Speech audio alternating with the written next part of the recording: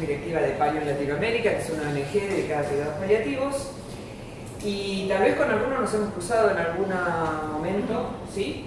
En algún momento todos son generalistas, ¿no es cierto? Sí. Así que como ya hace algunos años que algunos rotan por el hospital o damos clases en el curso de generalista, por ahí algunos ya me escuchó, y si no, mejor, porque así aprovechamos algunas cosas nuevas y algunas cosas que son las mismas que me gusta transmitir siempre a los generalistas. La idea es que tengamos, bueno, la propuesta en este curso es estar toda la mañana trabajando. En principio vamos a hacer una primera parte como un poco más conceptual, más teórica, que tiene que ver con algunas cosas que les voy a comentar. Luego haremos, supongo que un pequeño recreo. Y luego en la segunda parte vamos a trabajar con algo más práctico, con casos clínicos, que espero que ustedes hayan traído de su propia experiencia, y si no, inventaremos, porque la idea es que puedan trabajar ustedes con lo que ustedes tienen en el carrera. Entonces, yo le puse este título a la charla, porque me pareció que hay que empezar a hablar de esto, que es lo que ha cambiado en este siglo XXI con respecto a las transiciones epidemiológicas y a los cambios epidemiológicos, de los que ustedes también al tanto, pero que tal vez nos interesa mucho hablar desde el lado de los cuidados paliativos. Entonces, si ustedes ven ahí, siempre me gusta ponerle cara a lo que vamos a hablar, digamos. Vamos a hablar de ellos, de los pacientes, son pacientes nuestros, en los que hemos estado acompañando, y por eso me gusta que hablemos de ellos y que empezamos a poner nombres, igual que los que ustedes tienen en su experiencia. Voy a tratar de hacer 4 preguntas claves, tratar de responderlas, y en principio algunas me gustaría que las respondiéramos juntos, intentar ver entre todos lo que ustedes opinan también, que esto no sea una clase expositiva todo el tiempo. Entonces, la primera pregunta de estas 4 que voy a estructurar esta charla es: ¿quiénes necesitan atención paliativa? Vamos a empezar por ahí. ¿Quiénes son los que necesitan atención paliativa? Entonces vamos a empezar por Roberto. Vamos a mirar a Roberto, es un hombre de 65 años con cáncer de colon avanzado. Ahí lo ven, está en su casa aparentemente, o sea, en un ámbito donde ustedes probablemente lo podrían visitar. Está con su señora, se lo ve enfermo. Y me gustaría saber qué les parece a ustedes que les pasa a Roberto. ¿Qué cosas le pasan a Roberto? Tiene cáncer avanzado y está ahí como lo ven. ¿Qué le puede estar pasando? ¿Qué necesidades tiene? ¿Qué problemas tiene? Probablemente esté cansado para deambular por sí mismo. No puede deambular porque o puede deambular con ayuda. Con ayuda se lo ve bien adelgazado, caquético. ¿Qué más? Puede tener dolor. Puede tener dolor. Angustia. ¿Angustia qué más dijiste? Rabia. Rabia, enojo, claro que sí, porque es un hombre joven, está bastante enfermo. ¿Qué más le pasa? Puede no dormir bien. Puede no dormir bien. Alteración de la catarsis, digamos, el provocatorio. Ajá, bien. ¿Qué más? Síntomas negativos, muy bien. Muchos síntomas, algunos controlados, otros no tanto. ¿Qué más? Hiporexia, por eso está adelgazado. ¿Quién lo cuida? La esposa. ¿Qué? Puede estar agotada, es de ella, ¿no? Por ahí cansada, porque si él no duerme bien, ella no duerme bien. Por ahí es la única cuidadora. Una de esas la señora trabaja o trabajaba hasta ahora. Él también, ¿no? Porque 65 años está en la edad de jubilarse. Probablemente fuera activo hasta ahora, o está de licencia por enfermedad. O sea que ahí también se agregan otros problemas, ¿no? Sociales, económicos. Tal vez tienen hijos grandes ya, como algunos de ustedes, o sea, que ya están independientes, pero una de esas cuidaban a los nietos o hacían alguna participación, ¿no? Piensen en sus familias. Bien, muy bien.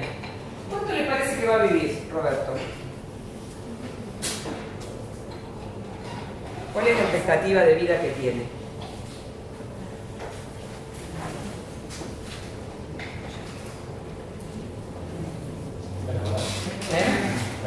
Menos de un año.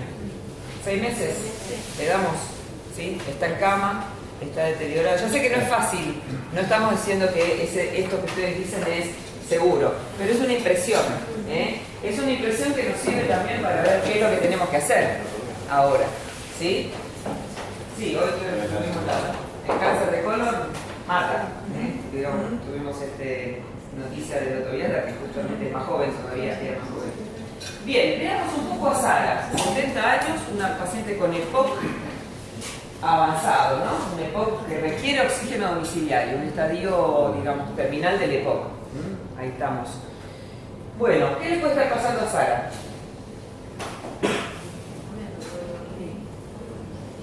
¿Lo mismo? ¿Igual? Nada, no. Mucha fatiga. Puede tener disnea, Sí, o no, pero puede tenerlo. Puede tener tos, Puede tener tos. infecciones, Infecciones. ¿Cuándo? cuando se exacerban. Exacto, o sea, todos los años hay una exacerbación o más de una y muchas veces tienen que internar, Sí. a veces se ponen muy críticos los pacientes con EPOC en sus reutilizaciones, van a terapia intensiva, a veces se ventilan y luego se recuperan, ¿no? O sea que podría pasarle eso o le pasó este año. Sí. ¿Qué más? Se la ve descansando tranquilamente, está durmiendo, la enviamos mientras duerme. Pero ¿qué le pasa si tiene oxígeno domiciliario y tiene disnea y le pasó todo? Limitada en sus actividades. Limitada en sus actividades, No puede hacer cosas de la vida diaria. no puede Salir a hacer, la compra. alguien le va a tener que ayudar. ¿Qué más? ¿Qué pasa con su vida social? Está limitada también. Debe estar restringida probablemente, porque el hecho del oxígeno, por ahí no le gusta salir con la mochila, ¿no? No sabemos qué dependencia tiene, si es 100% o solo de noche, pero bueno, imaginémoslo, ¿sí? O sea que ella puede también tener esas limitaciones. Yo leí como leyendo un libro, parece que está tranquila, que no está con disnea en este momento, está bien, pero seguramente si hay una exacerbación probablemente se pueda tener que internar de nuevo y eso suele pasar con alguna frecuencia cada vez peor, ¿no? ¿Cuánto puede vivir Sara? Puede ver, sí. Más de un año. Más que Roberto, Sí. más, unos pocos años tal vez. Sí, sí. Digo, estas reagudizaciones a veces Salvo que se complique cuando mucho la sucede se reagudización. complica, o sea que eso sabemos que está dentro del horizonte, pero lo vemos un poquito más estable tal vez en estas intercrisis que el otro señor, ¿no? Podría ser un poco más de tiempo. Muy bien. Y Joaquín, con 80 años, fíjense, ¿qué está haciendo? Tomando la pastilla, tiene demencia vascular, tiene diabetes. ¿Conocen algún Joaquín? Sí. Sí. ¿Qué le puede pasar? ¿Qué le pasa? Imaginémoslo. Y ahí también puede tener episodios de rabia, de bronca, porque se pierde, o tiene momentos Trastorno. quizás de alguna lucidez. Trastorno de memoria, alguna cosa de conducta, por ahí del sueño, ¿no? Sí, Se han puesto a hacer conductas peligrosas en la casa si te dejan solo. Puede ser, ahí parece que lo de las pastillas solo no parece que pueda, ¿no? Da la impresión que puede estar confundido y hacer lío con la medicación. Tal vez esté polimedicado, ¿no? Muy probablemente. Y tal vez no está tan sintomático como los otros que vimos, ¿no es cierto? Porque podría ser que él esté así, de a poquito va empeorando, de a poquito va empeorando. ¿Quién lo cuida a Joaquín? Parece estar en la casa, ¿no? Los tres están en la casa, digo, porque Puede ser los hijos, puede ser los nietos. Alguna cuidadora. alguna cuidadora, porque los hijos están Porque es muy trabajando. agotador, además, cuando Es muy agotador, los hijos están trabajando, los nietos están también, o en la escuela, o estudiando, o vive solo porque es viudo, podría ser, ¿no? O sea que hay una necesidad de cuidado importante. Bueno, ¿cuánto puede vivir Joaquín así? Si la diabetes está controlada, Puede estar 10 años. Basta, muchos años, ¿sí? Muy bien. O sea que los tres son diferentes, ¿no es cierto? Ahora, yo pregunto, ¿les sorprendería a ustedes que Roberto, Sara o Joaquín muriera el próximo año? No nos sorprendería. ¿Por qué? Por todo lo que dijimos. Porque tiene enfermedades en etapas terminales, porque ya no tienen curación, porque tienen síntomas, porque tienen necesidades estos tres pacientes. No importa, insisto, no importa si es que se van a morir o no, porque dijimos que podía vivir 10 años Joaquín, ¿sí? Pero podría ser que sea el último año de su vida. Y si es el último año de su vida, tendríamos que pensar en cosas diferentes que si no lo fuera, ¿no es cierto? Muy bien. Los tres tienen trayectorias de enfermedades diferentes y esto es importante también señalarlo. El primero, el azul, es como Roberto, ¿no? Que es una trayectoria en donde el cáncer hace así rápidamente se puede deteriorar y morir en un tiempo breve. Esto no está comparado con los tiempos iguales, o sea, es para que vean que... Pero sí que vean la forma de las trayectorias. El rojo es de las enfermedades de insuficiencias orgánicas, como el EPOC o las insuficiencias cualquiera orgánica, en donde hay esos altibajos, a veces el último, y donde el deterioro es un tiempo mayor que el de arriba, pero más bajo. Y el otro es el de la demencia de Joaquín, o de la fragilidad inclusive, que no es una enfermedad, y que tiene esta evolución mucho más lenta a lo largo del tiempo, pero mucho más bajo en cuanto a funcionalidad que el paciente que habíamos visto. ¿Cuál de estos tres les parece a ustedes que tiene necesidades paliativas?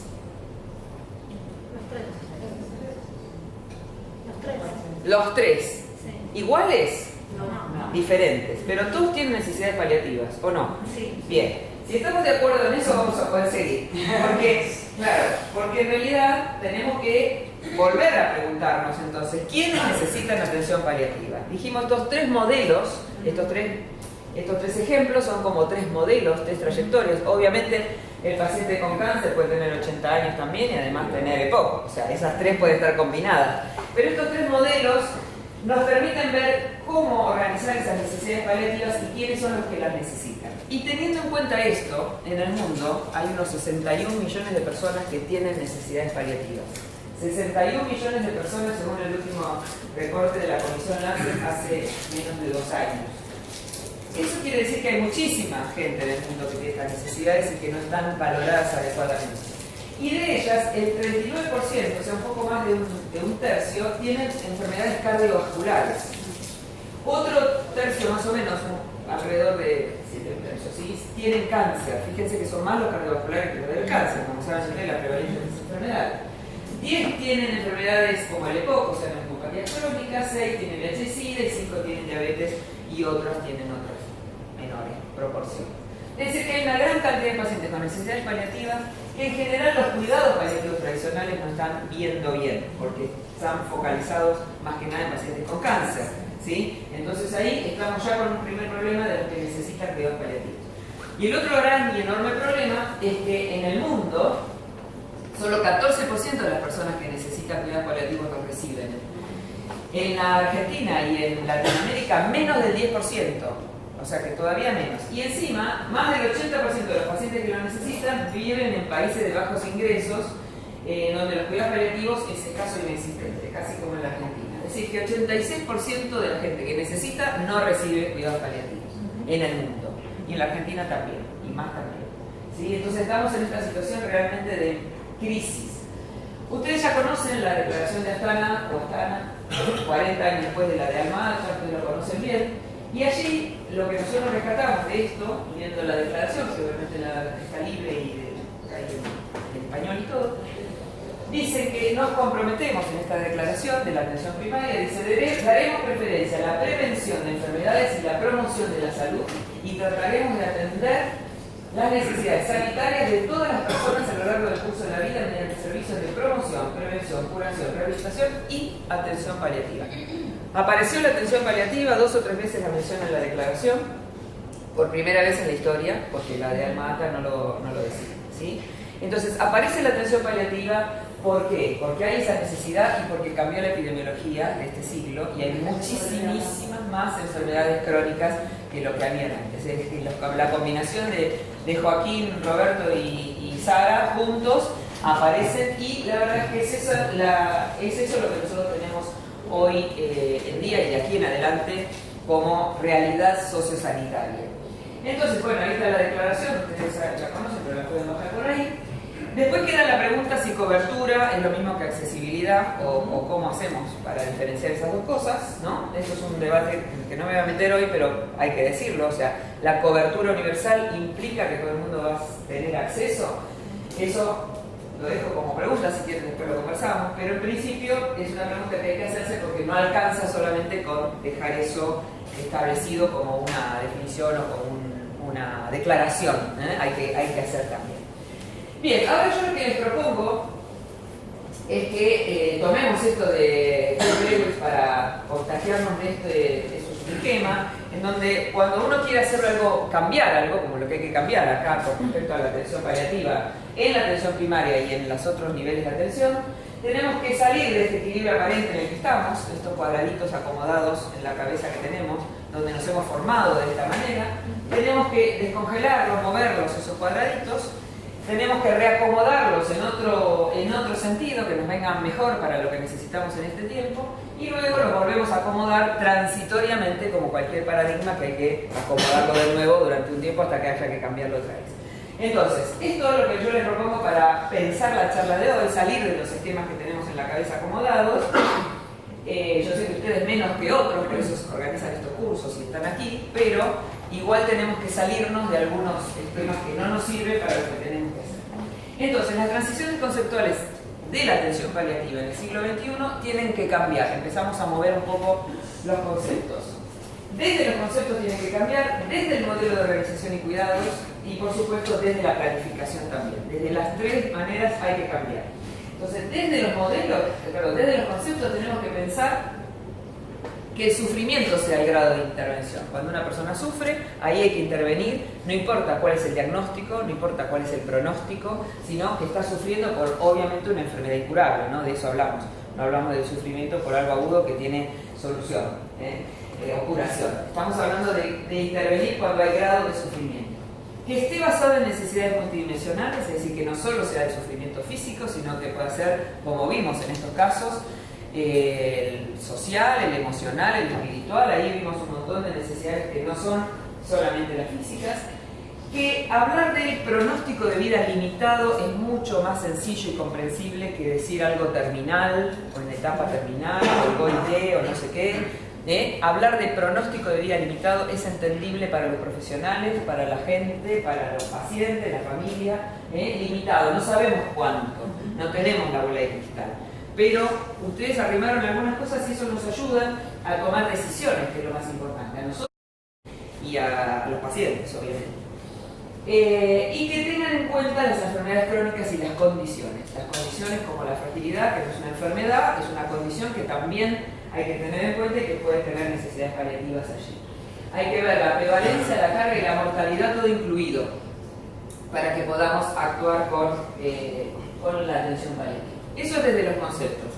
Desde el modelo de organización y de cuidados, también hay que mover cosas, porque hay que hacer una atención compartida y combinada en todos los niveles para que esto realmente funcione, porque ahí, si no, no sé lo que vamos a entender. Y obviamente la intervención debe ser flexible, ¿no? Las rigideces no sirven para estos modelos porque no se adaptan. Todos los niveles de atención deben combinarse. Hay que implicar a los pacientes porque esto le da la autonomía que ellos deben ejercer para poder tomar sus decisiones. Entonces hay que implicarlos, porque si no los implicamos nunca van a poder tener esa atención. Hay que estar atento a las crisis, como por ejemplo las insuficiencias orgánicas, donde hay crisis y hay que tratar de prevenir esas crisis, pero anticipadamente. Y pensar en esa atención integrada como una cuestión clave, crucial, absolutamente necesaria. La integración de los niveles que hasta donde yo sé no estaría funcionando, por decirlo así. No estaría funcionando, no sé si ustedes opinan lo contrario, acepto que me compensan, pero no estaría funcionando la integración. Y finalmente, desde la planificación de los cuidados, que también es algo importante, hay que tener un enfoque paliativo en todos los niveles, porque estos pacientes están en todos los niveles, no están al lado del equipo de cuidados paliativos expertos. Están en la atención primaria, van al cardiólogo, van al neumonólogo, van al cirujano, van al traumatólogo, van al neurólogo, a todos los especialistas en general. Tiene que haber servicios de cuidados paliativos especializados para los casos complejos, pero tiene que haber énfasis en el cuidado comunitario. Eso es fundamental, porque está claro que todos esos millones de personas que necesitan cuidados paliativos no van a llegar, ni necesitarían llegar a equipos especializados de mucha especificidad, porque no lo necesitan, ¿sí? Y obviamente hay que tener una visión poblacional, no es solamente el paciente que tengo acá, sino mi área programática, mi provincia, mi partido, mi provincia, mi país. Hay una población diana de estos pacientes que, si lo pensamos un poco, son los que están con atención domiciliaria, los que tienen comorbilidades, los que son NESPAL positivo, que voy a explicar que tienen necesidades paliativas, los que tienen complejidad o severidad, la polifarmacia, los multiusos de urgencias, y todo eso es un target, un objetivo poblacional de más o menos 1,5 o 2% de la población general. Es decir, que si uno tiene esa visión poblacional, puede armar un programa para atender a esos pacientes que están ahí, que no llegan solos a veces. Eso se llaman clusters o grupos de enfermos crónicos complejos y avanzados. Esos son los que nosotros más tenemos que identificar para ver quién los tiene que atender y dónde tienen que ser atendidos, dónde tienen que estar. Eso es importante que lo recordemos, que el 65 a 70, más o menos 60-75% de la población moriremos tras un periodo de enfermedad crónica y evolutiva. Todos nosotros vamos a morir de una o más de una enfermedades crónicas evolutivas, porque estamos en este ciclo. 3 de cada 4, alguno va a morir de una cosa súbita que no se va a enterar, pero 3 de cada 4, ¿sí? Entonces, se fueron de acá del primer lugar, porque yo iba a decir 1, pero voy a decir acá. 3, 4, 3 de nosotras se va a morir de una enfermedad crónica o más de una. Entonces tenemos que tener en cuenta que la cosa es en serio y que se viene grande. Entonces, en España estudiaron esto y vieron en una población general en Cataluña, donde la atención primaria es muy buena, ustedes conocen, que 1,5% de la población general con una o varias enfermedades crónicas puede estar en situación de enfermedad avanzada y pronóstico de vida limitado. Es decir, que pueden estar con necesidades paliativas concretas. 1,5% de la población. Eso es un número grande. No de la población que concurre al hospital o concurre al centro de salud, es de la población. O sea, es una visión poblacional. Y obviamente lo hicieron viendo también esto, que es lo mismo que decía antes, donde los enfermos con la trayectoria del cáncer son 1/4 de las muertes previsibles, en lo que está en azul, 1/4 de las muertes previsibles, que ya sabemos que se van a morir así, porque tienen cáncer, son 1/4, 1/3 son las fallas orgánicas, que serían los EPOC, las insuficiencias cardíacas, renales, hepáticas, que están en violetita ahí, que tienen esa onda así, que sube y baja, y en verde están de los casos como Joaquín, ¿no? Los pacientes que tienen otro tercio, son demencias y fragilidades que en el tiempo, fíjense, dice 6 a 8 años de evolución, o 10 como hicieron ustedes, puede tener con mucho deterioro de su funcionalidad, pero que vive mucho más tiempo. Y solo 1/12, que saqué el pedacito finito de la pizza que hay allá arriba, solo 1/12 son muertes súbitas. O sea, solo eso se nos puede escapar de la previsión de qué les va a pasar, pero todos los demás sabemos más o menos cómo va a ser la evolución de su vida, según la enfermedad crónica o las enfermedades crónicas que tengan. ¿Y eso para qué nos sirve? Para planificar distinto de cómo estamos, reactivo a lo que aparece, la gente viene a la consulta. Es decir, pensar en una planificación de un plan. Y también pensar que estas trayectorias que les mostré recién no son tan esquemáticas, sino que tienen las 4 dimensiones. ¿Cuáles son las 4 dimensiones? La clínica, la social, la emocional y la funcional. Física, emocional, espiritual y social, digamos, nuestras dimensiones humanas, ¿no es cierto? Entonces, las 3 trayectorias también están en las 4 dimensiones, y por ejemplo, el enfermo con cáncer que vemos que lo que está arriba, que es lo físico, y lo social, tiene esa trayectoria que baja, obviamente, está lo funcional, lo de arriba, las 2 linitas extras de acá.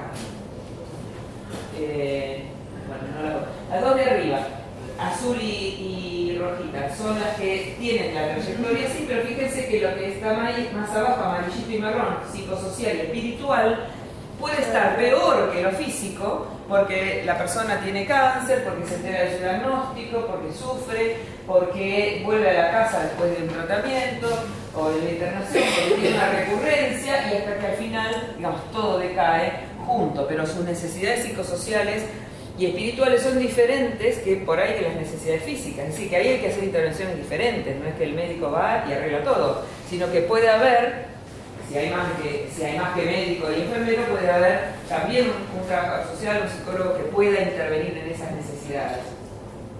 Y fíjese, en el caso de la señora Sara, va más parejo todo esto de los aspectos físicos, emocionales y psicosociales, pero fíjese la línea de abajo, lo espiritual, que es algo que tiene que ver con los valores, con la realización, con las cosas que quiere hacer, con los proyectos o con algo religioso, si lo tiene, está mucho más abajo que las demás cosas, es decir, que tiene menos bienestar en ese sentido, si aquello es el bienestar y esto es la muerte, menos bienestar por su enfermedad crónica. Y en el caso de Joaquín, donde todo lo físico, que es lo de abajo, es lo peor que tiene, porque está mal, porque está deteriorado, su funcionalidad es baja, en los ejes de abajo, hay una caída, hay una infección, la típica fractura de cadera, y el paciente se deteriora más y más, mientras que aspectos psicológicos, sociales, por ahí no se entera tanto y está más tranquilito, su bienestar no se modifica demasiado. Entonces sus necesidades son diferentes, necesita mucho más cuidados físicos ese paciente que lo que necesita de apoyo psicosocial, ¿sí? Entonces por eso también es bueno ver las diferencias para no hacer lo mismo con todos, ¿eh? Y acá hay un tema súper importante que yo siempre lo señalo como que esto es lo más importante que se tiene que llevar hoy de esta charla, esto es lo más importante, que es identificar que desde el estado de salud hasta la muerte hay obviamente tratamientos oncológicos o de enfermedades crónicas que son importantísimos si las enfermedades tienen su chance curativa. Luego vienen los cuidados paliativos y de soporte, el cuidado de fin de vida, y en esta última parte de la línea roja de aquí es lo que llamamos la segunda transición, que es lo que todo el mundo ya sabe y que no necesitamos explicar mucho porque todo el mundo sabe que ahí los cuidados paliativos son importantes. Ahora, el asunto es identificar la primera transición. Este está en la atención primaria, el valor está en poder ir a buscar aquella transición. Es ahí donde ya tiene un diagnóstico de enfermedad avanzada e incurable, probablemente compleja o no compleja la situación, pero es ahí donde sabemos que indefectiblemente va a tener necesidades paliativas, como los 3 pacientes que vimos, y desde el mismo, casi desde el momento del diagnóstico, a veces es imprescindible identificar ese cambio en donde ya no es posible curarlo y entonces vamos a tener necesidades paliativas, que no son las de cuidado de fin de vida, claramente. El cuidado de fin de vida es otra cosa, es algo que es como lo más tradicional de los cuidados paliativos, ¿no? El cuidado ya de la persona que está muriendo. Acá la persona puede estar años antes, es lo que estamos viendo, años antes. Por eso es tan importante la identificación por ustedes. El estudio que les decía en Cataluña, del doctor Gómez Batiste, es este, que decía del 1,5 de la población, y además veían en este estudio, que fue el primero que él hizo en 2014, que había una proporción entre pacientes con cáncer y sin cáncer dentro de esta prevalencia, que era 1 con cáncer por cada 8 sin cáncer. Es decir, que las necesidades paliativas eran muchísimo más en los pacientes sin cáncer que con, por la prevalencia que tienen estas enfermedades. Y que mayoritariamente se trataba, como ven acá, de señoras de 84 años, la prevalencia por sobre los hombres, muchísimo más, de mujeres, 61,4, de más o menos 85 años. Es decir, las señoras mayores, viudas, enfermas, viejas, ¿no? O sea, eso sería. Él le llama las Ramonas, porque en España se le dice mucho así a las señoras grandes, la señora Ramona. Entonces, acá no sé cómo se llamaría, pero María probablemente. Pero son señoras grandes, viudas, ¿no? Porque ya los hombres ya se murieron antes, y que tienen necesidades paliativas. Y justamente son menos los que tienen cáncer que los que tienen otras enfermedades. Bien, por eso yo digo que si hacemos esa cuenta en la Argentina, si nos permiten hacer esa cuenta, que es una extrapolación, vemos una bola como un tsunami, que en la cava serían unas 45.000 personas y en el país unas 600.000, que están ahora con necesidades paliativas sin ningún programa de cuidados paliativos en el país. Solo hay un programa del Instituto Nacional del Cáncer, que es para cáncer, y es un programa en el sentido de líneas, pero no hay ejecución de asistencia con ese programa, y no hay ni en la Ciudad de Buenos Aires ni en el país una ley de cuidados paliativos que asegure esta provisión. Es decir, que tendríamos un programa de por lo menos 600.000 personas usuarias si nos pusiéramos en serio a atenderlos. Entonces, esto es estimado, obviamente no son cifras oficiales, es un cálculo basado en esa cuenta, Pero el asunto entonces es, si estamos de acuerdo en esta primera, ya sabemos, los Ramonas, las Ramonas, los Robertos, Joaquines y Saras y Ramonas, sabemos que tienen necesidades paliativas, que son ellos a los que estamos pensando. Entonces ahora decimos, bueno, ¿cómo identificamos a esas personas? ¿Cómo se les ocurre? Porque están por ahí, están en todos lados. Algunos conocen ustedes, ¿no? De su práctica. Bien. ¿Y cómo hacemos para identificarlos? Anticipadamente, ¿no? Porque si vienen ya se presentan, pero porque escucharon la clase y vienen, pero ¿cómo hacemos?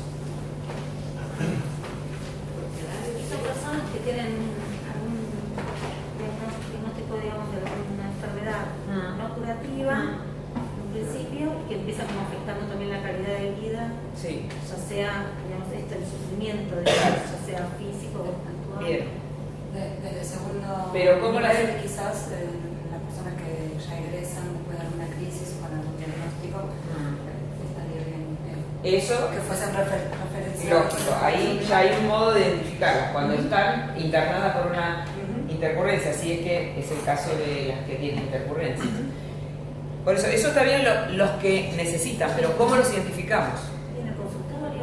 ¿Cómo? No entiendo bien. Si hiciéramos una encuesta, sería la mayoría respondería intuitivamente y por la experiencia profesional.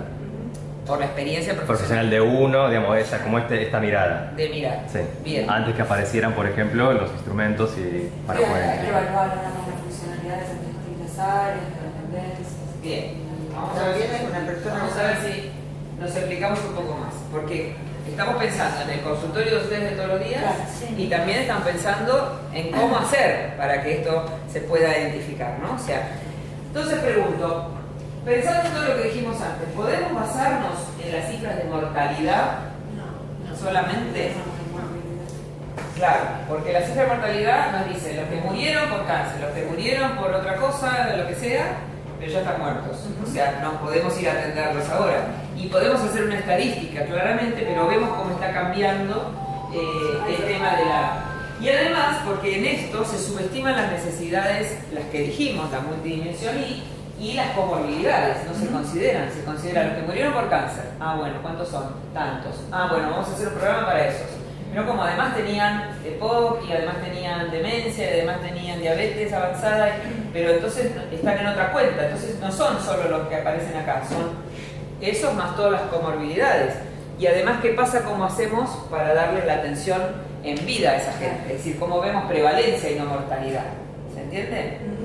Entonces, por eso no podemos basarnos. Vemos en tal caso solo una puntita, que es lo que está pasando, que dice, ah, bueno, mueren tanto por cáncer, vamos a hacer un programa de cuidados paliativos para cáncer, y nos falta decir, bueno, ¿y ahora cómo identificamos a los pacientes, por lo menos los que tienen cáncer? Que recuerden que en España era 1 por cada 8 de los sin cáncer, ¿sí? Entonces es mucha la diferencia. Y si nos basamos en el síndrome del radar, que es lo que pasa en nuestro sistema hospital céntrico, aparece el paciente, se le da el tratamiento, se interna, supongamos, o se lo atiende en la guardia o en el centro de salud, pero después se le arregla lo que tiene y desaparece del radar, ¿no? Se va, ¿no? La gente en general demanda cuando está enferma, o se siente que ya no puede más. Va al médico, va al centro de salud, o va al hospital con la guardia, o llama a la ambulancia. Y aparece dentro del sistema, aparece en el radar. Y cuando vemos que ya se arregló eso, se va. Entonces eso no sirve para estos pacientes crónicos con necesidades paliativas, porque se nos van y vienen cuando se internaron, ya está, y tal vez esa internación o esa crisis se podría haber prevenido, se podría haber evitado, ¿sí? Y hubiera evitado sufrimiento, básicamente, además de deterioro físico, gasto del sistema enorme. O sea que el radar no nos sirve para eso. Entonces, ¿quiénes conocen el instrumento NECPAL de acá?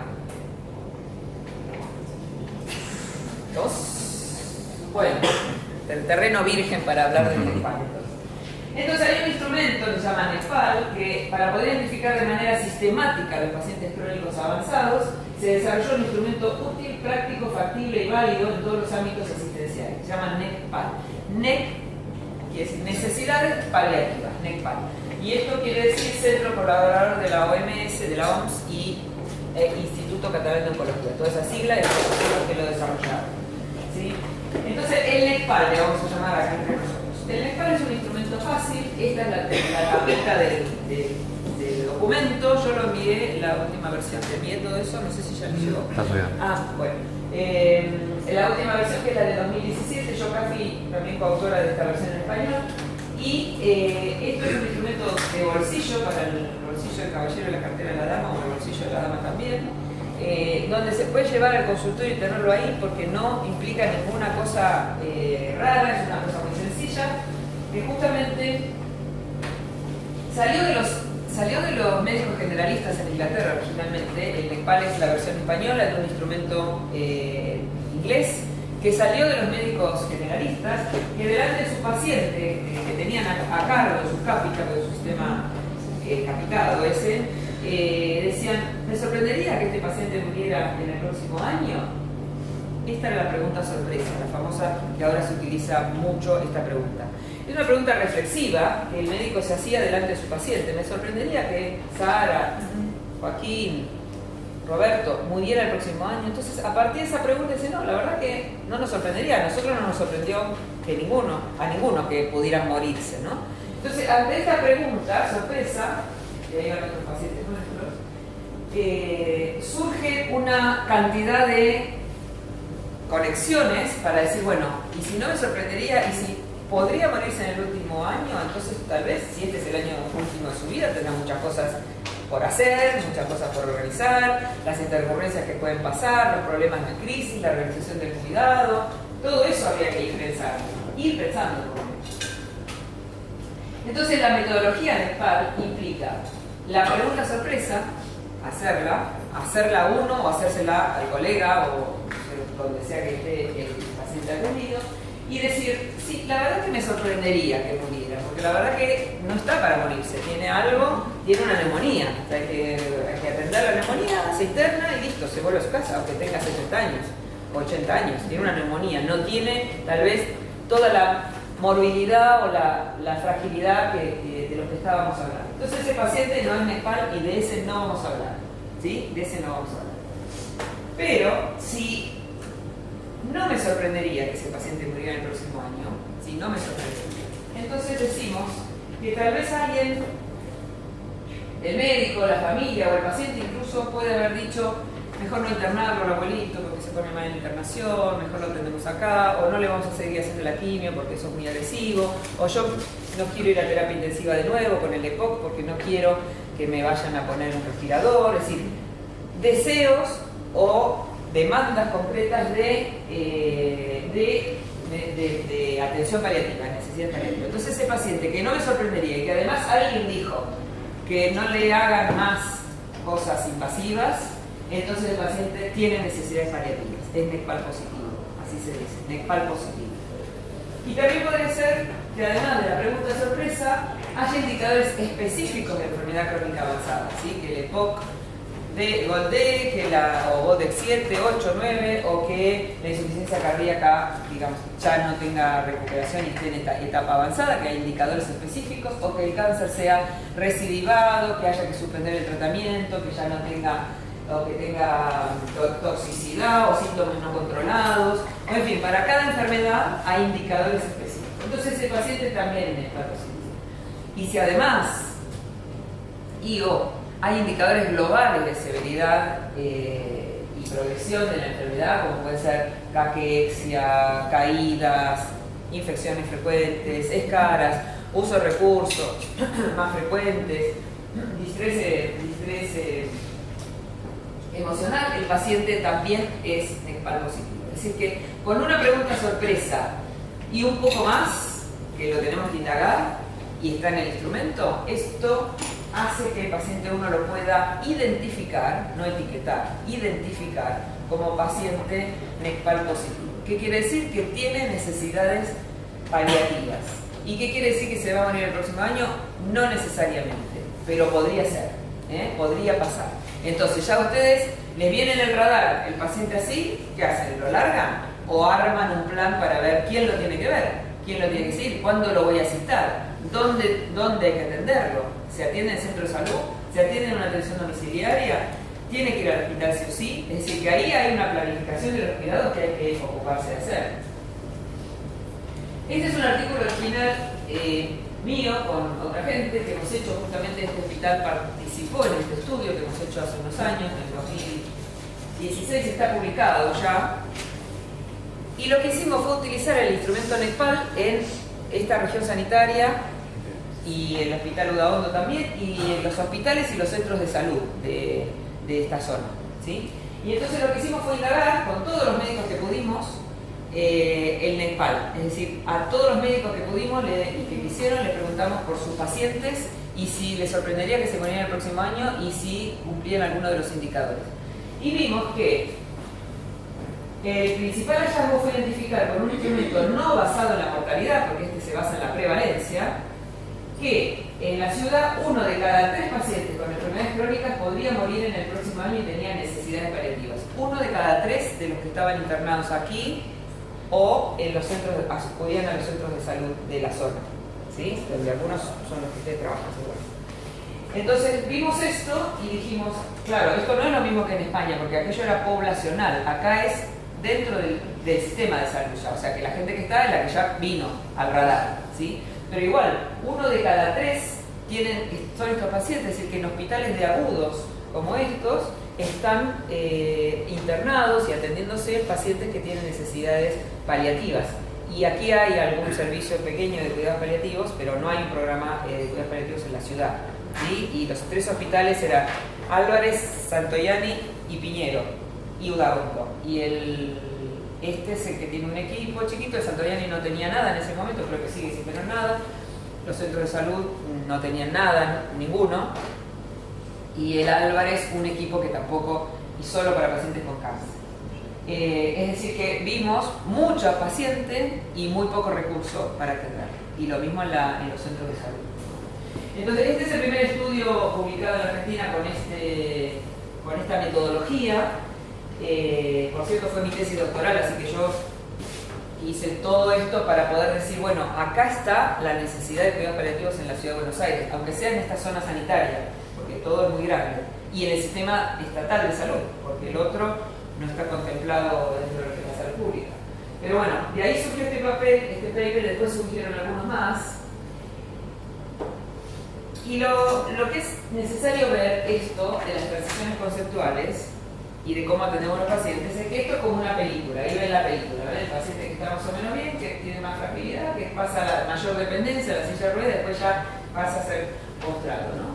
Y que esto es progresivo y que hay que ver si está muy próxima a la situación de final de vida, qué es lo que tenemos que hacer, en qué etapa de esta película estamos. Tenemos que ver qué objetivos son apropiados hacer en esta etapa en la que estamos. Puede haber objetivos de supervivencia, puede haber objetivos de funcionalidad y puede haber de bienestar y control sintomático, ¿sí? No importa, o sea, tenemos que identificar qué, no es lo mismo todas las cosas. Pueden estar las 3 cosas juntas al principio, pero la supervivencia cuando llega acá tal vez ya no es lo más prioritario. Y sí la funcionalidad un tiempo más y sobre todo, obviamente, siempre el control bienestar sintomático. Así que también hay que pensar si es potencialmente reversible esa situación. No todo va siempre para acá abajo. Hay situaciones potencialmente reversibles que hay que también atender. Y ver cuáles son las necesidades, valores y preferencias de esa persona en esa situación. Por eso es tan valioso el último año de la vida, porque decimos, bueno, acá nos da tiempo, no es la urgencia de la guardia, nos da tiempo a hacer un plan.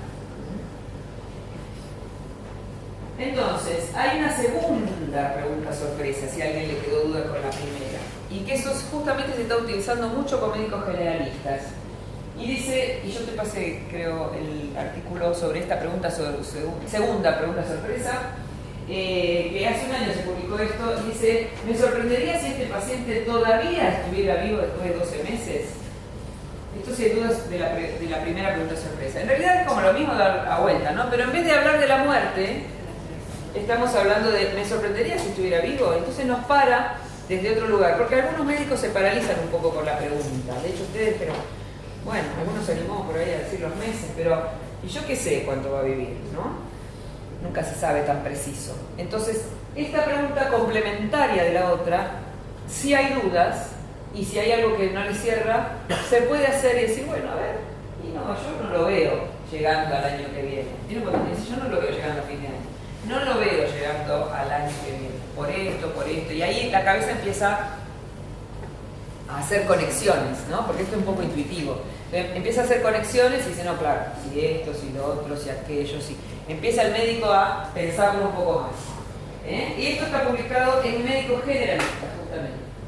Y esto lo puse porque me llegó hace unos poquitos días, este consenso europeo del Foro Europeo de Medicina de Atención Primaria, del médico de familia, es un position paper, es un paper que toma posición de un consenso, y lo que dice este position paper, así como muy sintético, te digo que tiene días de publicado, es que este foro de médicos de familia europeo urge a sus miembros, y le dice que es urgente, insta y urge a sus miembros y organizaciones de socios a que se informen sobre la importancia, el valor y el movimiento de los cuidados paliativos en el ámbito de la atención primaria, del primer nivel de atención.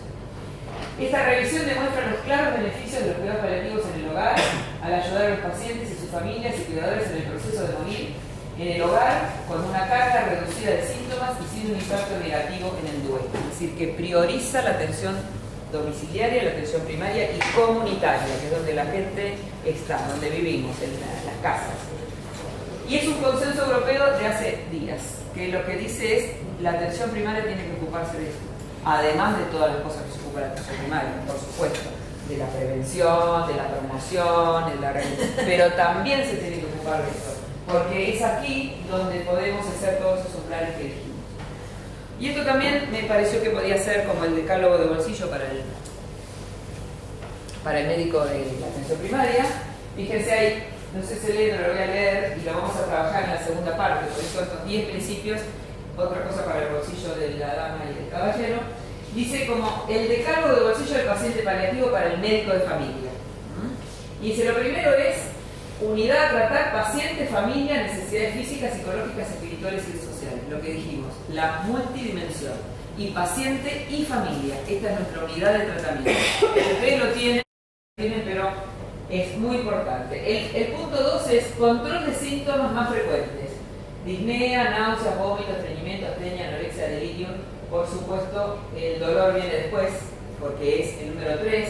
Dice abordaje multifactorial y multimodal del dolor. O sea, el dolor es algo muy importante, que obviamente cuando hablamos de dolor hablamos del uso de opioides fuertes, morfina, metadona. Ese es el uso de opioides que también hay que tener instalado en el primer nivel y que de hecho está muy a medias, o no está. Y obviamente el control de los síntomas.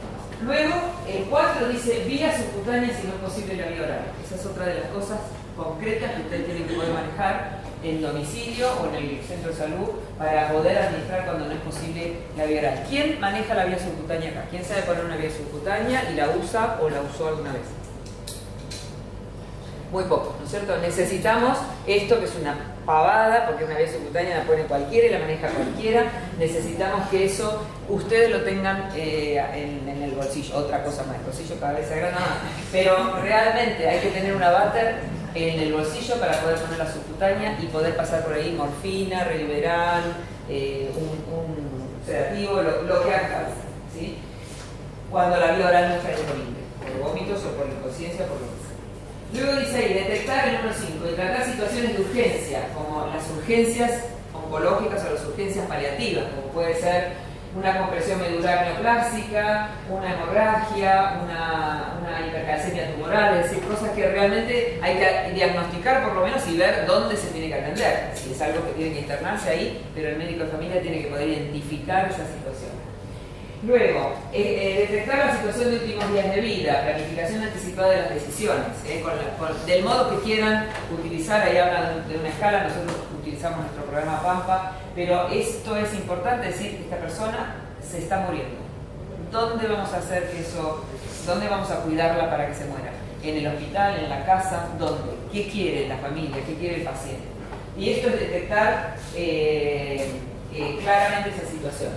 Luego la sedación paliativa ante síntomas refractarios, poder identificar un síntoma refractario y poder tener la posibilidad de sedar, una disnea que no se puede tratar, refractarios que no se pudo tratar con nada, o una hemorragia digestiva o un delirium que no se puede controlar, en domicilio o donde sea. Y eso también es algo del médico de primer nivel. Cuidar la comunicación, detectar la claudicación familiar, prevenir el duelo complicado, situaciones psicológicas y psicosociales de comunicación. Es el 8. El 9. Identificar necesidades paliativas en pacientes no oncológicos. Y ahí cita el instrumento NECPAL. Justamente los oncológicos es como más fácil, lo tenemos un poco más visto, pero los no oncológicos no es tan sencillo. Y entonces ahí es donde señala eso. Y obviamente cuidar al cuidador, y ahí menciona la escala de Sarit, que no sé si la conocen, pero es una escala muy sencilla, que es una cosa abreviada, tiene 7 puntos, y que es muy fácil, es autoadministrada por el cuidador y puede identificarse si el cuidador puede cuidar a ese paciente o no, o está quemado, está claudicado y no puede cuidar. Entonces ahí es donde nosotros también tenemos que aprender. Así que son 10 pautas que son básicas, hay algunas seguramente no las tienen entrenadas, pero que perfectamente se pueden entrenar, y esto es de la CELAGEN, que es una sociedad española de médicos de familia, que creo que es bastante conocida, pero... y también salió hace unos días esto, por el Día de los Cuidados Paliativos, salió hace unos días, lo publicaron y dije, bueno, justo me viene bien porque tengo una clase y la voy a llevar porque creo que si tenemos estas 10 cosas, muchísimos de estos pacientes que están en nuestros territorios van a estar más aliviados, o por lo menos vamos a estar más alerta de quién los tiene que atender, y a dónde hay que llevarlos, si es que no se pueden atender ahí. Bien, y existe otra pequeña guía de bolsillo que tiene que ver justamente con lo que es urgente y lo que no. Fíjense, ahí habla de síntomas físicos, de constipación, otros síntomas. Fíjense los colores, hay unos más bravos, que son los rojos. Los síntomas físicos como dolor, disnea, náuseas, delirio, depresión, riesgo de suicidio, eso como lo más grave. Luego, otros síntomas físicos como constipación, insomnio, anorexia, la ansiedad, esos son un poco menos graves. Lo físico y social, la estructura del ambiente, las finanzas, la espiritualidad, y obviamente ahí dice legado, terapia de la dignidad, trascendencia. Esto de los colores, el amarillo en realidad el azul es amarillo, se cambió el color de la... Lo que dice ahí en definitiva es que lo que está más abajo, lo azulito, es muy importante, pero no es tan urgente, mientras que lo que está en rojo es muy urgente y hay que atenderlo primero, ¿sí? O sea, esa es la cosa del bolsillo. Entonces sí, hay cosas que son absolutamente urgentes y las otras son importantes. Entonces hay que ver en qué momento qué. Si el paciente obviamente está con dolor, no le vamos a hablar del legado, de la terapia de la dignidad, hay que atender el dolor, que es lo más urgente, ¿sí? O disnea, o delirium, o depresión y se quiere matar. La trascendencia, el bienestar, el sentido de la vida, todo eso lo podemos tratar, atender, evaluar, ayudar, acompañar, sería mejor el verbo que tratar, en el momento que todo esto está ya ahí. Perdón, al lado del sentido de la vida, decía logoterapia. Logoterapia, ¿Qué es logoterapia? Logoterapia es una rama de la psicología que justamente trabaja con el sentido de la vida. Así se llama, y que es el que la creó es Viktor Frankl, que es un psiquiatra que estuvo en campos de concentración en la época nazi y que él, dentro del campo de concentración, desarrolló toda esta teoría gracias a que le pudo dar un sentido a su vida dentro del campo de concentración. Como pudo darle un sentido, trabajó con esa teoría del sentido de la vida, como decir, bueno, ¿por qué tengo que sobrevivir acá a esto? ¿Qué me hace a mí encontrar un sentido a mi vida? Y gracias a esa experiencia personal terrible, desarrolló la logoterapia, que existe como un tratamiento, como si fuera, no es como el psicoanálisis, el psicoanálisis es mucho más famoso, pero es... Y Viktor Frankl se lo recomiendo, El sentido de la vida es un libro fantástico para leer. Y los pacientes con cáncer o con enfermedades crónicas muchas veces se querrían morir, pero a veces encuentran un sentido para seguir viviendo. Que quiero ver a mis nietos crecer, que me gustaría esperar que mi nieto nazca, que me gustaría ver que mi hijo crezca, etc. Y eso es el sentido de la vida, la zanahoria que tenemos adelante para poder seguir vivos. Lo mismo que le pasó a Frank. Bien, entonces vimos quiénes necesitan atención paliativa y cómo hacemos para identificarlos. Usamos el NECPAL como un instrumento posible que se puede usar en el consultorio de ustedes todos los días. La pregunta sorpresa 1 eventualmente la pregunta sorpresa 2 y algunos indicadores que están en el documento que ya lo tienen repartido para que lo tengan ahí a mano, si dudan. Bien, ¿y qué hacemos cuando los identificamos? A ver. Ya está, viene al consultorio, le dicen NEPAL o salió de la internación, viene al centro de salud. ¿Ustedes quiénes trabajan en centros de salud? Casi todos. ¿Todos o casi todos? Bien. O sea, viene al centro de salud el paciente, igual que los GP en Inglaterra, que eran los médicos generalistas, venían al consultorio. Acá vienen más como demanda espontánea, no tanto tal vez como citado, porque ustedes deben tener las dos cosas, probablemente. Viene y ustedes se hacen la pregunta sorpresa, lo tienen ahí delante, y en silencio se la hacen, no se la hacen. Se la hacen ustedes en silencio, y la verdad que no me sorprendería. No me sorprendería. Además, el EPOC, además la diabetes, además la polifarmacia, tiene 85, ¿no? ¿Qué hacemos? Porque ahí ya lo identificamos. Planificamos los cuidados, Ajá. según esto, lo urgente, lo trascendente, Lo importante, lo urgente. Claro, planificamos y vemos, Bien. acordamos una red de equipo. Ajá. Estoy hablando de ideal, ¿no? De lo que te surge ahora, Claro. ideal. Lo que sucede habitualmente, ¿cómo lo hacen ustedes habitualmente?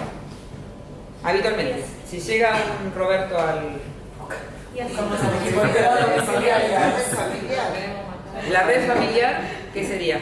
¿Cómo? O sea, buscar con quién vive, Perfecto, quién perfecto. lo cuida, quién lo ayuda. Bien, ¿y qué más?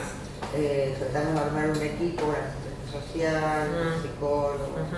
Un equipo funcional sería, funcional porque lo tienen por ahí los recursos, pero no están Por ahí una visita domiciliaria para ver cómo se vive. bien, para ver Sí. si el paciente puede seguir estando en su casa cuidado, quién lo cuida, cómo está, qué necesidades tiene. Por ahí a veces no hace falta ir a la casa, pero si hay uno, claro, sería bueno. ¿Ustedes van a la casa de los pacientes? ¿Tienen ese tiempo, esa estructura para ir? ¿Esa organización? Bien. Es bastante distinto cuando uno va a las casas, ¿no? Uno encuentra ahí la vida real, digamos, se encuentra ahí lo que... Bueno, entonces vamos a ver qué hacemos cuando los identificamos. Lo que sabemos es que estos pacientes tienen limitación de la calidad de vida, ¿no es cierto? Todo de lo que estamos hablando, tienen productividad funcional deteriorado, tienen alta carga de morbilidad y mortalidad y obviamente un aumento del costo sanitario y social, que ya el sistema está quebradísimo y esto va para peor claramente, ¿no? Con esta situación. Entonces, va a empeorar. Ahora, acá hay algo importante, que siempre yo esto se los digo sobre todo a los paliativistas para que se relajen un poco, porque así como ustedes ven que es difícil atender todo esto, los paliativistas imaginan que todos estos pacientes van a venir a atenderse al consultorio del cuidado paliativo del hospital, ¿no? O sea, al tercer nivel sería. Y entonces ahí dicen, no, pero yo no quiero todo eso. Entonces, de toda la pirámide que esto ustedes ya conocen, poblacional, donde está toda la prevención, la población general, los soportes de los pacientes crónicos son, como dijimos, entre 70 y 80%. Muchos de esos pacientes, que serían los que están en la parte más ancha de la pirámide, tienen soporte de autogestión. Se cuidan solos, serían. Incluso están los pacientes expertos, que se juntan, los diabéticos, que se juntan y que saben dónde se compran las cosas, dónde se consigue, cómo reclamar. Son los que digamos, no necesitan tanto de nuestra intervención porque se cuidan solos y saben lo que tienen que hacer. A medida que se va empeorando la enfermedad, empieza a haber pacientes de alto riesgo, que serían un 15%, y que son los que necesitan los autocuidados, pero también necesitan la gestión de la enfermedad y algo de gestión profesional, de gestión de caso, ¿no? Pero la gestión profesional quiere decir, la gestión de la enfermedad quiere decir que hay guías clínicas que arreglan esas cosas. ¿Qué hay que hacer con estos pacientes? Están las guías clínicas, está todo explicado. ¿Sí? Hay que hacer, seguir eso y ya. Pero hay un poco más arriba, que son los pacientes que sí tienen alta complejidad, que son un 5% de la pirámide, son un 5%, y son los que esos necesitan gestión de caso, que no es la guía clínica, sino que hay que ir a ver cada caso, que es lo que pasa con esos pacientes, en la rutina que ustedes tienen de atención, ¿sí? Porque necesitan, ya no se alcanza con los autocuidados, no alcanza con que el paciente se vaya cuando le parece, sino que necesita ver a alguien que le diga, usted tiene que venir cada mes, cada 2 meses, cada 6 meses, lo que ustedes decidan. Y ahí están el 1,5 de los complejos. Y ahí sí donde tienen que intervenir los cuidados los paliativistas, que son ellos de la punta de la pirámide, que en realidad ahí hay complejidad.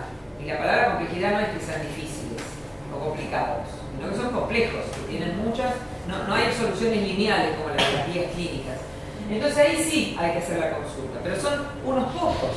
Todo lo demás es el 1,5%, eso de lo que decía el español, en catalán, 1,5% de la población. Pero todo lo demás tiene que estar dentro del ámbito de la cronicidad de los pacientes que hacen sus controles y sus, excepto los de arriba, los más sí. Perdón.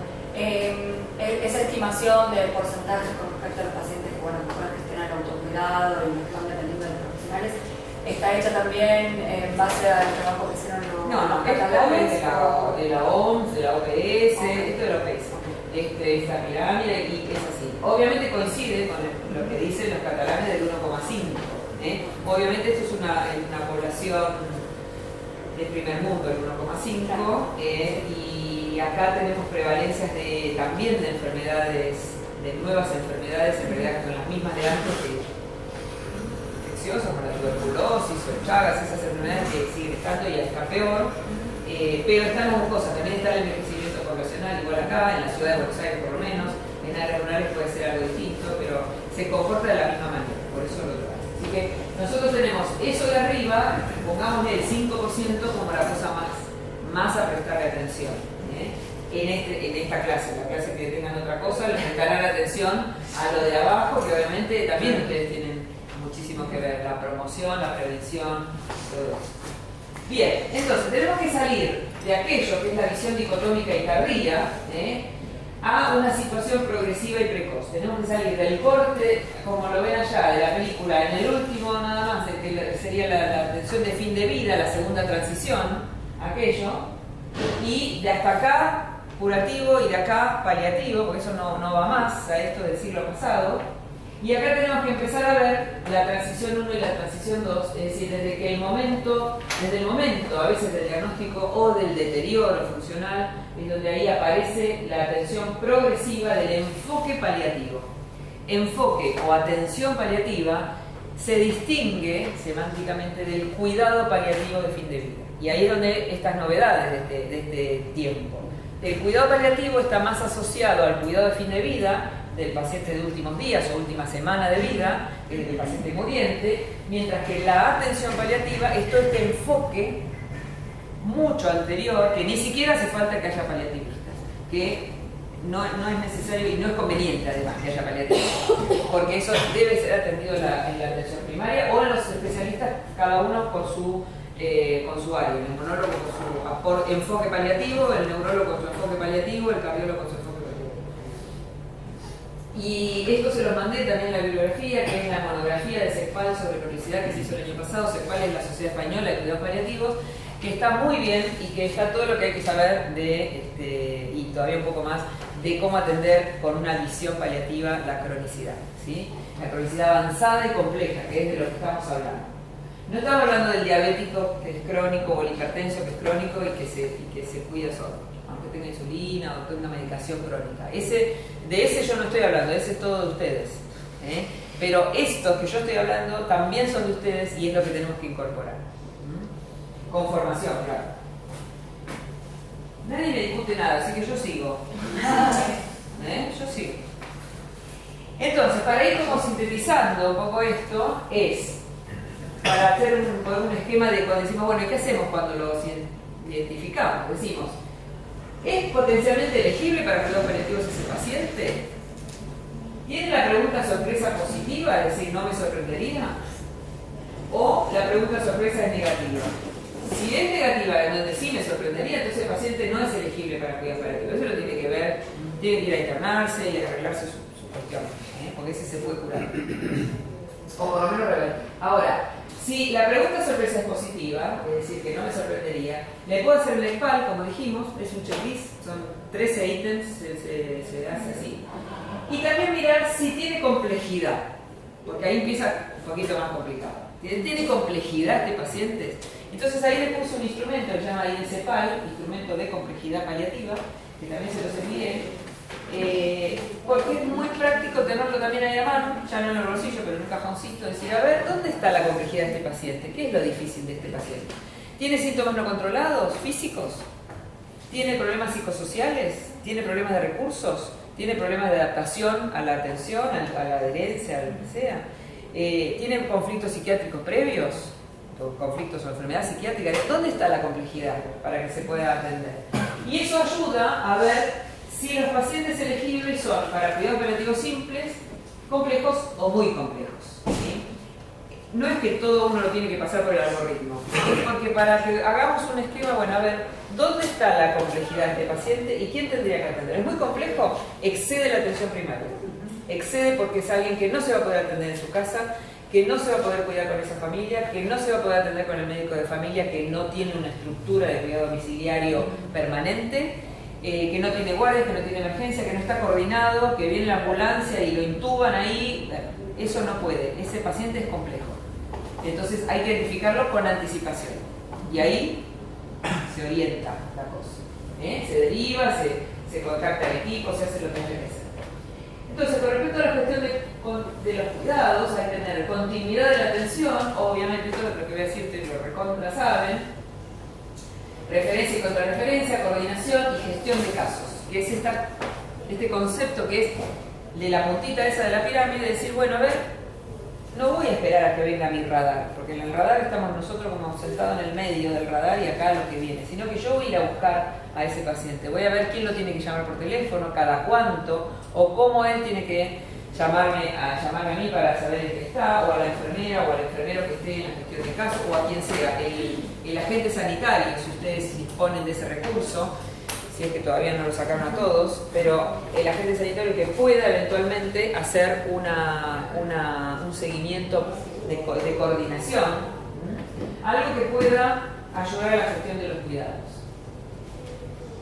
Bien, y ahí llegamos a la cuarta parte, porque dijimos quiénes necesitan, cómo los identificamos, qué hacemos cuando los identificamos, estábamos diciendo todo esto, y ahora cómo integramos los niveles, ¿no? Porque dijimos que había referencia, contrarreferencia, complejidades. Entonces tenemos que pensar también, sacándonos un poco los cuadraditos de orden, cómo hacemos un modelo de organización en red que nos pueda ayudar formal o informalmente para lograr esta continuidad. Entonces, existen niveles de complejidad paliativa también, así como niveles de atención. La atención paliativa, este enfoque, el approach, este enfoque. Hay cuidados paliativos generalistas, cuidados paliativos especializados y centros de referencia. Y lo que hay que tratar es hacer una red de integración de estas cosas. Es decir, la atención paliativa, aquello es lo que puede dar cualquier médico, enfermero y cualquier área de la salud de enfoque paliativo. Luego están estos cuidados paliativos generales del generalista, que serían ustedes. ¿Sí? Cuando eso tiene mayor complejidad, ida y vuelta, esto sube y baja, porque esto no todo el tiempo tiene que ser así de subir o de moverse. Especializados y centros de referencia. O sea, por ejemplo, mi hospital sería un centro de referencia. Ustedes vienen a rotar, los residentes vienen a rotar, es un centro de referencia. Pero nosotros no podemos atender, ni siquiera tenemos área programática. Sería imposible pensar en el barrio quiénes tienen necesidades paliativas, no sabemos. Y somos un centro de referencia, pero no tenemos esa posibilidad. Pero si integramos con el Hospital Cosmos que está al lado, que tiene un área programática, y vemos una ONG como la que tiene Palio de cuidados domiciliarios, y en una de esas nos juntamos y hacemos un programa. De hecho, eso lo hicimos. No traje las publicaciones, pero está publicado en todo. Acá hay algo de esto que hicimos con el ROFO también, y con Palio y con el Hospital Udaondo. Un modelo de atención paliativa temprana y continua. Hicimos una identificación de los pacientes, esto fue un proyecto subvencionado por el INC. Entonces, hicimos una identificación de los pacientes con cáncer, porque el INC es de cáncer, en los 3 hospitales, 2 hospitales universitarios, uno el ROFO que es oncológico y el Udaondo gastroenterológico. Identificamos a los pacientes con el NEPAL, los atendimos en un programa modelo de atención dentro de los hospitales, ambulatorios o internados, y cuando estaban para domicilio los mandábamos al programa de Palio de domicilio. Y entonces teníamos un modelo de atención continua, que además era continua continuada y podían moverse y volver a internarse o volver a salirse, ¿no? Dentro de las necesidades del paciente. Entonces implementamos este modelo subvencionado por el INS para pacientes con cáncer en los 3 centros, utilizando el NESPAL. Y nos centramos también en la planificación de decisiones anticipadas, que es otro concepto grande que tenemos que incorporar, y que permite a los individuos definir objetivos y preferencias para tratamientos y atención médica futura y discutir esto con sus familiares y con los profesionales sanitarios y registrar y revisar las preferencias si es necesario. Esto es una definición consensuada hace muy poquito en la Unión Europea y traducida hace poco al español, ahora en septiembre, en una revista. Y esto también es el centro, es decir, ¿qué planificamos? Lo que llamamos PDA. ¿Quién tiene que planificar esto? El paciente con sus preferencias, sus deseos, y nosotros con los recursos que hay, lo que se puede dentro de los límites que tenemos. Y el tiempo corre, por eso yo puse ese cosito porque corre el tiempo. Para las necesidades, la PDA tiene que haber, obviamente, necesidades de los pacientes, identificar valores, temores, experiencias, preferencias, creencias, todo lo que es el mundo del paciente tiene que formar parte de esa planificación. El ciclo de esa PDA requiere preparación, obviamente, reevaluación, propuesta, diálogo, validación, pero todo un ciclo que se va renovando a medida que va avanzando la enfermedad. Y entonces el paciente es el que tiene que decir qué quiere hacer para el resto de su vida, lo que le falte de vida. Ya voy terminando, fíjense, repasamos entonces desde el enfoque curativo, desde el enfoque preventivo primero, curativo y paliativo, allá arriba dice desde lo sano hasta el duelo, hay como distintas etapas que a veces se van moviendo, la cronicidad compleja, las condiciones avanzadas, la primera y la segunda transición. Si uno lo piensa como la pirámide al revés, ahí sería estirada así, la gestión del problema basado en la guía, la gestión del caso basado en las necesidades, sería como más hacia el final, más basado en las necesidades, no tanto en las guías. Y finalmente lo que es la autonomía del paciente, el autocuidado de allá, la integración asistencial de acá, el enfoque poblacional de allá y el enfoque individual de acá. Es decir, ahí integramos un poco todo, desde lo que es la atención del paciente sano hacia el final de la vida y el duelo, ¿no? Todo lo que es preventivo, curativo, paliativo, tanto sea a nivel individual como a nivel poblacional. Las redes es algo que sirve para armar todo esto. Ahí yo metí todo lo que creo que esto es de la OPS también, pero los CESAC, los CAPS en la provincia, el hospital, la articulación, los centros de cuidados especiales o crónicos, geriátricos, todo eso tendría que estar integrado en redes, no con el hospital en el centro, que es lo que está pasando en nuestro sistema de salud. Está el hospital en el centro en vez de la red. Y entonces todo va al hospital. Todo va al hospital. Y eso colapsa, ya colapsó.